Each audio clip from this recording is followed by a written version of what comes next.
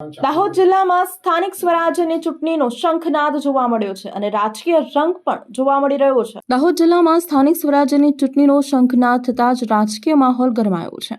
જિલ્લા પંચાયત, તાલુકા પંચાયત અને નગરપાલિકાની ચૂંટણી માટે આજે ઉમેદવારી ફોર્મ ભરવાની પ્રક્રિયાનો ધમધમાટ શરૂ થયો છે.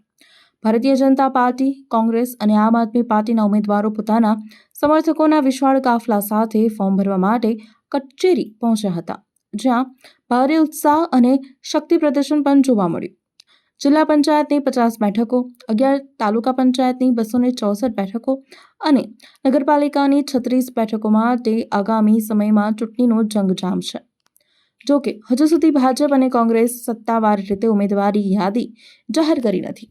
બીજી તરફ આમ આદમી પાર્ટીએ જિલ્લા પંચાયતની 39 બેઠકો માટે પોતાના ઉમેદવારો જાહેર કરી આગળ વધારવાનો પ્રયાસ કર્યો છે. આજરોજ અમે ખાંગેલા જિલ્લા સીટની તાલુકા પંચાયત કટલા 12નું ફોર્મ કોંગ્રેસ પાર્ટી તરફથી ભરવા આવ્યા છે અને પાર્ટી અમારા ઉપર ભરોસો રાખીને અમને ફોર્મ ભરવાનું કીધું અને અમે ભર્યું છે અને ગામના તમામ લોકોએ અમને સાથ સહકાર આપ્યો અને બધા લોકો મારા સાથે આવીને કોંગ્રેસ પાર્ટી તરફથી અમે ફોર્મ ભર્યું છે. સુભાષભાઈ ડામોર. મારું નામ પણદા પૂનમસિંહ પારસિંહ છે.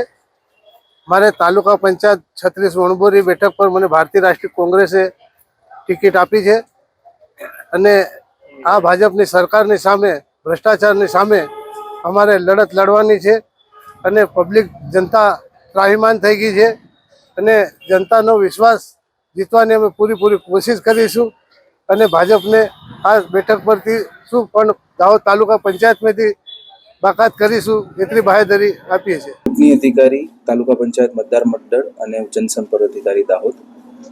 ફોર્મ ભરવાની પ્રક્રિયા નિયમ અનુસારની ચાલુ થયેલ છે, જે પૈકી ફોર્મ સ્વીકારવાનું ચાલુ છે. આપનું નામ?